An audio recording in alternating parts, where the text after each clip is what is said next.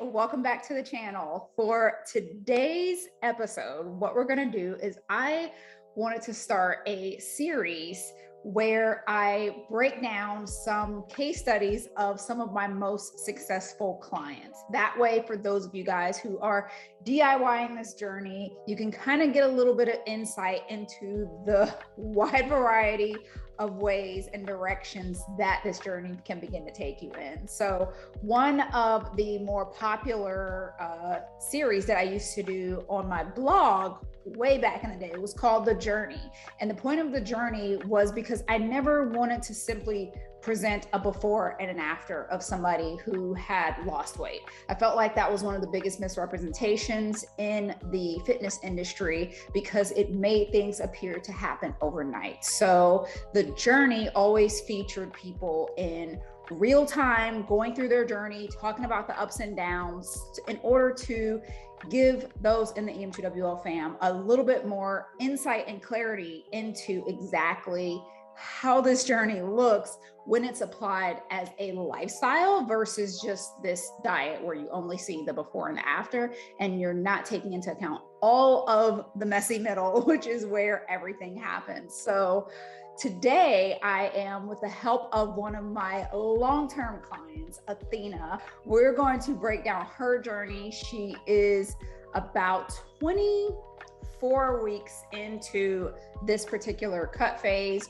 and about 20 pounds down. So as you can see, 24 weeks, 20 pounds. We're not talking about a huge overnight weight loss journey. And one thing that is really important to understand is that the 20 pounds that Athena has lost in this last 20 weeks has been carefully monitored by body composition scans. And we're going to talk a little bit more about that in the next clip about the scans that Athena has been taking and how we are making sure that the 20 pounds that she has lost is fat, not just weight, and definitely not the precious muscle mass that keeps your metabolism revved. So make sure you join us for the next part where we dive in a little bit deeper about getting body composition scans. I am going to be walking through it with you, highlighting some of the things that Athena is saying and giving them a little bit more background here and there, because obviously we had to keep our conversation as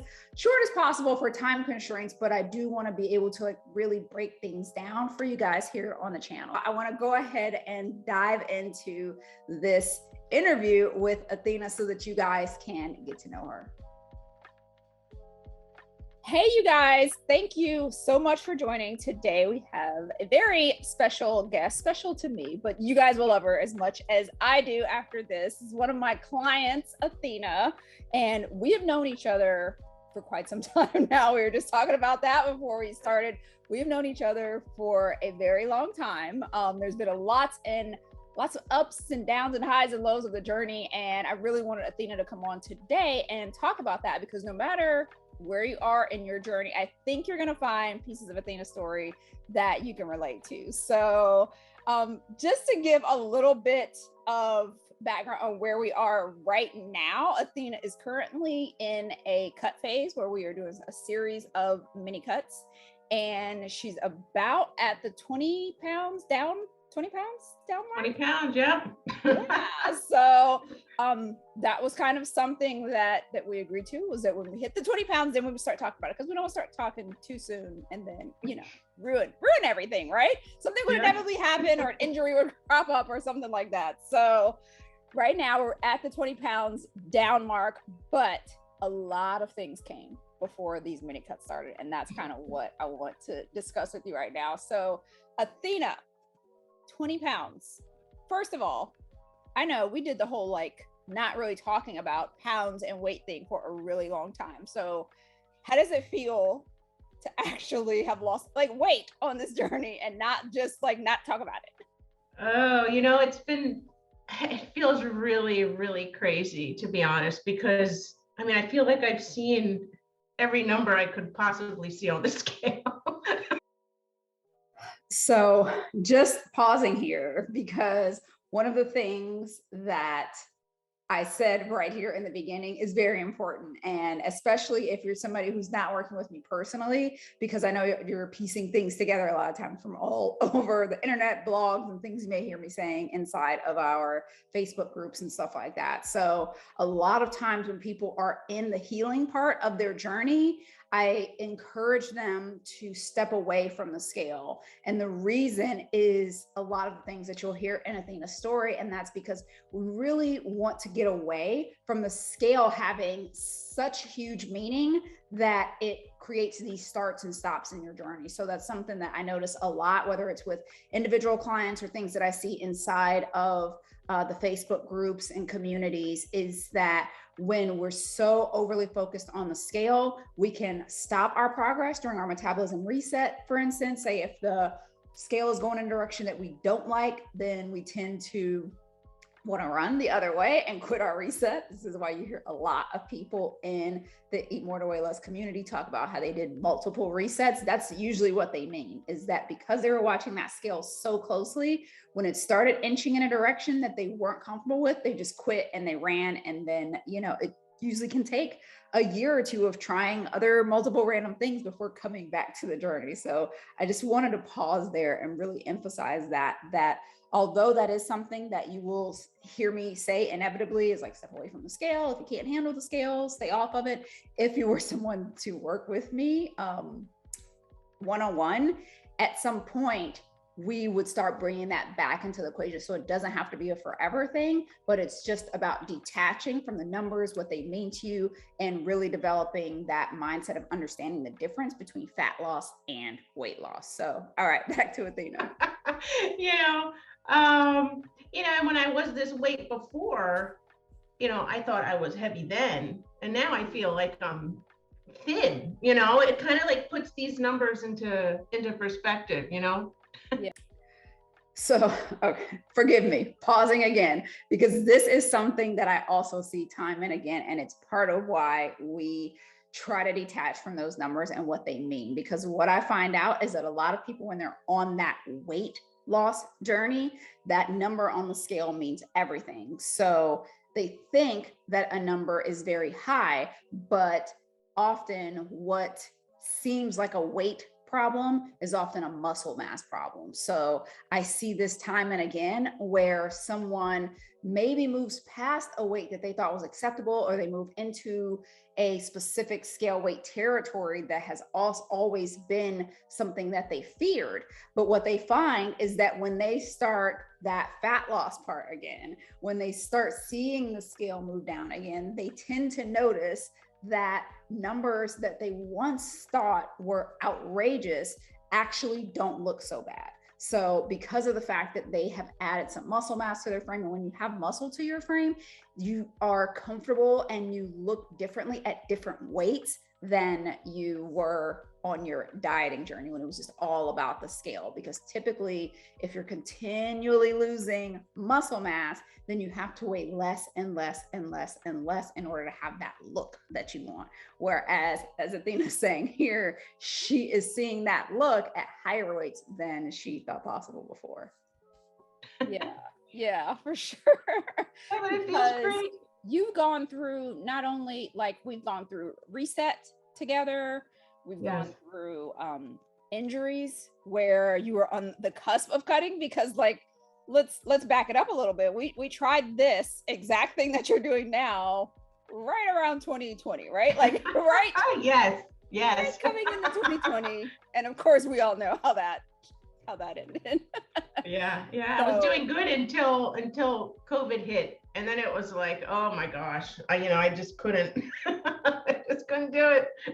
Exactly, and we had to really reset things. And then during that time period, something that has been coming up during the time that we worked together, a really nagging injury, like really crept up, and we talked about it. Like, hey, there's this whole global pandemic happening, like everything is at a standstill anyways, like why don't we just take the time, do what it takes to really rest up and heal? Because there have been a lot of things going on as far as like you'd been at different calorie levels, and even we had we can call the 2020 cut kind of experimental because you got a chance to see the mini cut process, but then some things crept up then too, whereas calorie levels weren't necessarily like you were nowhere near as consistent as you are now. Let's just put it that way. So we used a big part of that 2020 2021 time as healing for you, and you know, you sitting still at a weight that you weren't necessarily comfortable with, not really being able to like lift or work out. You didn't work out for how long? It was like basically all of last summer. Yeah. Because I was struggling with piriformis syndrome and sciatica, and we had just finished redoing our kitchen, and we literally painted the whole house. I mean, it was just a crazy renovation project, which was just really exhausting. And so we just decided I wasn't going to lift weights because I was dealing with that flare up, and I didn't lift weights. I mean, I think I stopped in June and I started up again like late September, and it was just like really light, easy, just trying to like ease my way back into it so I wouldn't, you know, cause another flare up or re-injure myself, you know what I mean? Yeah. So, and that was really kind of hard for me to just stop. Right. But honestly, it's what I needed though. That's really just what I needed. Even though you know, my brain's telling me, oh my gosh, you know, I'm not doing anything. And I'm, you know, like you said, I'm at a weight that I don't like. I just had to stop. So. Yeah. And that's, I mean, I feel like a lot of people, when they're in that situation, it's kind of a catch-22. And even though they know they need to stop, they don't necessarily, until they don't have a choice, you know what I mean? Like maybe like if a doctor like won't allow them to. So having that many months of sitting at like taking no actions as far as your physique goals, what went through your head during that time? Like, did you feel like you would be where you are now, like where you're like, okay, now I'm like down 20 pounds and counting, or did it seem like just another, I don't know, obstacle that was just going to keep stopping you from getting to this goal? Well, you know what? If you told me this time last year that I'd be down 20 pounds, I'd say no way. I mean, there's just no way. I'm going to be stuck at this weight for forever. Yeah. You know, but while I was taking the break, it was an adjustment for a few weeks. I felt like, oh my gosh, like I can't do anything I want to do. You know, I just have to lay low. But at the same time, my body was just like so worn out from everything we were doing in our house. And, you know, I just, even not just physically, but even just like mentally, I needed that break of like, you're not really having to worry about, you know, did I do my workouts or did I eat a certain way? Or I just needed to just completely just take a break and just, you know, just take a step back. So pausing again here to really, really make sure that that part sinks in. What Athena just said about taking that break from everything mentally and physically is so, so, so important.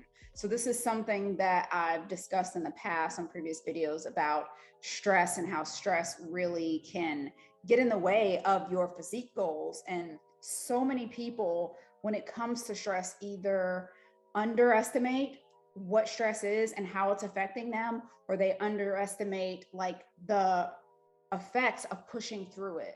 And it's really important to understand that exercise is a stressor. So when you have a lot of things going on in life, stress trumps all. So if you cannot make sure that you're cutting during a lower stress time, it could backfire on you. So this was something that, because we were working so closely together and I'm all in my client's business, so I knew that Athena was undergoing this huge remodel. I knew that, you know, every year around the holidays, that typically her going up and down in her attic starts to cause that flare up in her lower back and the pain that she has. So a lot of things were starting to pile on at this particular point in time.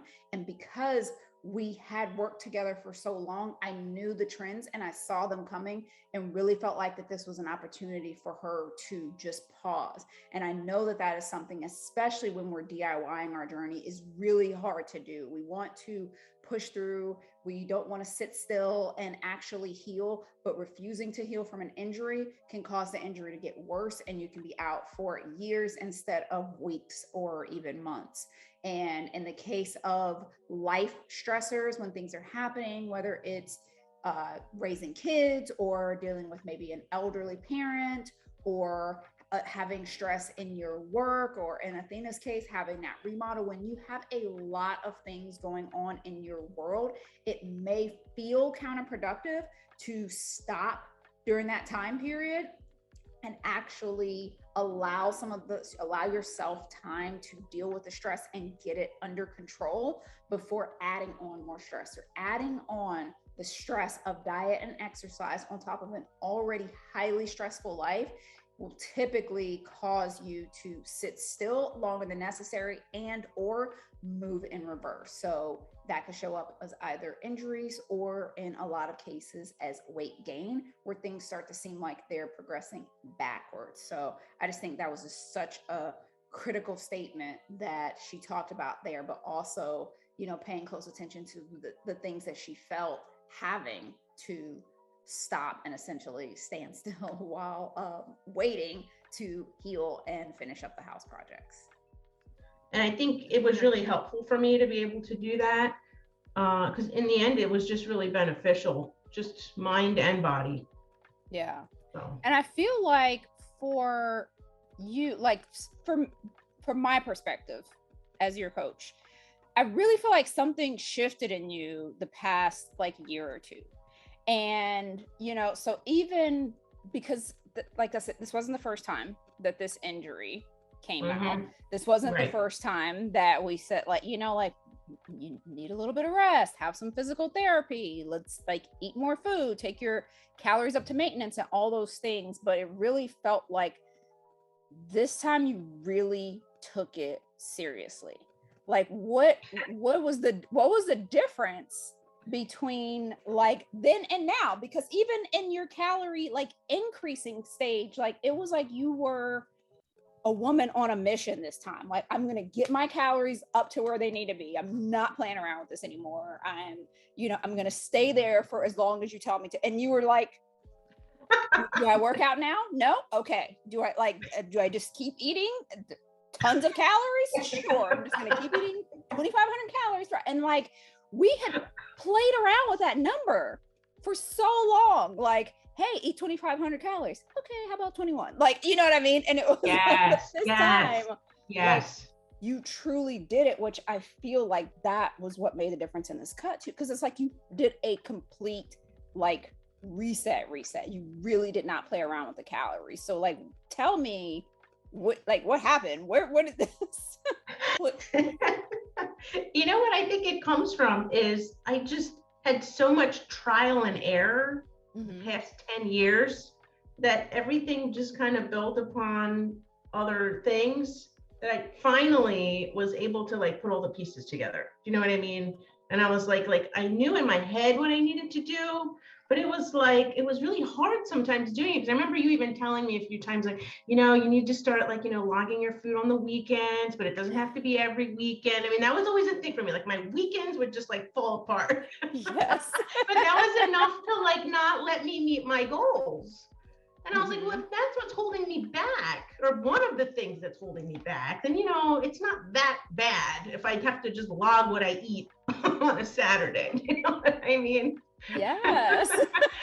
So and that's what I mean. Like those are the things that I saw the difference in, because like, you know, and like, obviously, like we know, but for background for you guys, like, again, this has been like, we've danced around a lot of these things. So whether it was workouts, like, I mean, there was a time where we're like, okay, Athena, right now you're averaging about 2 workouts a week, but you are assigned 4 workouts per week. And it's like every single thing is so dead on right now. Like you are on all cylinders. You're hitting every workout. And we're doing mini cuts, which is hard for a lot of people. And like I said, like you had a chance to experiment with it in 2020. So I think it kind of gave you the edge this time around of having to like do this up and down of like, okay, because right now we're doing 3 weeks of cut and 1 week of maintenance. And to be on during your cut weeks, like boom, at cut level, hitting your protein, like nailing the macros.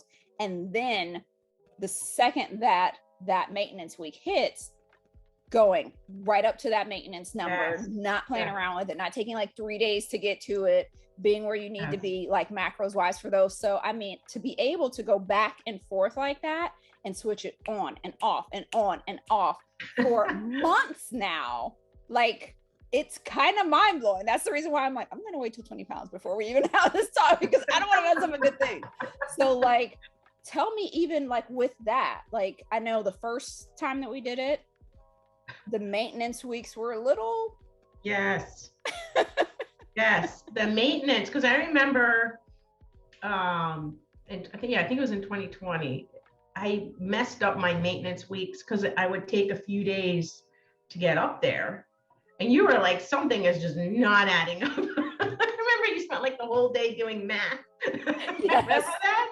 Yes. Like, we're gonna break down the numbers. You were like, yeah, and you were like, and then I wasn't eating all my maintenance calories. That was the other thing. It took me a few days to get up there, and then I wasn't really quite up there. I was just kind of maybe 200 under. It wasn't anything crazy, but you know.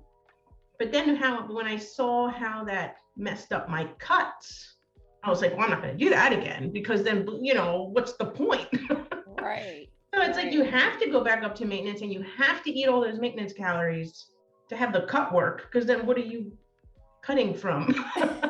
Yeah. So, yeah. So pausing here just to reiterate the point of maintenance weeks. So, and I'm probably going to explain this in just a little bit in the video, but one of the things that I want to point out about maintenance weeks and why I mentioned going into this particular segment, talking to her, that maintenance weeks are hard for a lot of people. The reason why they're hard is because, especially in the way that I'm having Athena do it, 3 weeks on, 1 week off, when you're switching back and forth like that, it can be hard because for some people, they feel like they're just getting into their groove and now it's time to take the calories back up to maintenance. And a lot of people fear moving to maintenance because they feel they haven't earned it yet. So whether you're taking maintenance weeks a little bit longer out, like you're cutting for 4, 6, 8 weeks before you're taking your maintenance weeks, it's really tempting to feel like I haven't yet earned maintenance. So I just want to stay at this deficit. And also because of the maintenance weeks happening so frequently, which for Athena's particular case, I'm doing that on purpose because of the fact that I'm really monitoring her metabolism. We've done so much work to get it up. I don't want to mess up a good thing. So her maintenance weeks are a lot closer together, which can also bring about a lot of fear for people, which Athena experienced in her trial run in 2020, because of the fact that when you start inching, when you take those calories up to maintenance, the scale may also move. And again, if you haven't done that work to detach from what the scale means, that can be something that deters you from taking these needed breaks to really nurture your metabolism along the way. So seeing that the scale starts going back to maybe a number that you feel like you just left, that can be really, really discouraging, because during the week of maintenance and sometimes the days or week following that maintenance week, your scale numbers can continue to seem elevated. So if you're not seeing that consistent linear decrease in scale weight, that can scare a lot of people, especially when you have a background in losing weight in a very linear fashion. It can be really scary to see it jump up, and therefore it takes that, it makes you not want to increase the calories, because you're like, increasing the calories is what's causing the scale increase. So I want to keep them down as much as possible, which in the case of trying to nurture your metabolism is the absolute worst thing that you can do, because you will cause that metabolic adaptation, and all of your hard work of increasing your metabolism will have gone to waste. So cutting back into what Athena's talking about here, that's what she means when she says she messed up her maintenance weeks. But also, I just really wanted to reiterate the importance of those maintenance weeks when you are dieting. At this point, Athena has dieted. Like I said, she's been cutting for 24 weeks. If there were no maintenance weeks in there, her body would have probably adapted a long time ago. So maybe 4, 8, 12 weeks in, and we would be continually lowering her calories instead of her successfully losing with an average of what I mentioned earlier, about 2,000 calories throughout this cut. So back to Athena. Yeah, exactly. So like one of the things that we noticed with Athena's cut when we did the trial run in 2020 was that during cut weeks, you know, the number would be hit, the protein would, you know, be somewhat there. And then during maintenance weeks, it would take a couple days, like she said, to get to maintenance. And then by the time she got there, it wasn't really maintenance. It was, you know, just a little bit higher than what it was on the cut weeks. And one of the things that we talked about was that, like, essentially, like your body, because the point of these maintenance weeks is to help your metabolism to know what maintenance is so that the cuts continue to work. So if it was never going up, then essentially that's what you were telling your body on those maintenance weeks is like, instead of, hey, don't forget, you know, that this is my maintenance, it's whatever that lower number. So it's like 2,500 is my maintenance, but if you're eating at 23, then you're really only saying that 2,300 is your maintenance. So the cuts weren't as consistent as they are now. Like right now, and we even talk about it, like there's pretty much like Saturday or Sunday, which is funny because we talked about those being the days that you wouldn't log and things before. Those are like your low days, like almost every single week. It's like a Saturday or Sunday. That's so like, weird. A new low. And we're like, what do you know? We wouldn't see those if it was a free for all on Saturday. Yes. Yeah, you would never see it. Yeah. You'd never see it. And now we see it. And that would be discouraging so if you're just like constantly doing it and never really like seeing those results. So I'm going to cut right here because I feel like this is a good place to kind of wrap up the Athena's cut and the progress that she's made and kind of the methods that we've been using for this cut. So during this time, we've talked about the mini cuts. We've talked about, you know, being on again, off again throughout the years and finally committing to the cut this particular time. We've also talked about how, you know, we spent that time before priming her the 2,500 calorie mark, and she's been able to successfully lose, eating an average of slightly above 2,000 calories for the last 24 weeks. I just want to reiterate that this is not a quick fix journey. So a big part of what we've seen here and what we're talking about with Athena is to be able to see someone who has been at this for a while, but when the time comes for you to actually start cutting, for so many people, that is something that, as Athena mentioned, is, you know, you start to wonder, you know, as she mentioned, like, I don't know, if it told me 20, you know, that I'd lose 20 pounds this time last year, I wouldn't believe you. So for so many of us, because we really dive into that freedom part and the eating part and all of that with Eat More to Weigh Less, a lot of times when it's time to move into a cut phase, some of those doubts can creep up. So I really hope this helped you guys to see that no matter if you've been doing Eat More to Weigh Less for a long time or a short period of time, that when it's time for the cut phase, if you've done the work to heal your metabolism, losing fat at a higher amount of calories is absolutely possible for you. So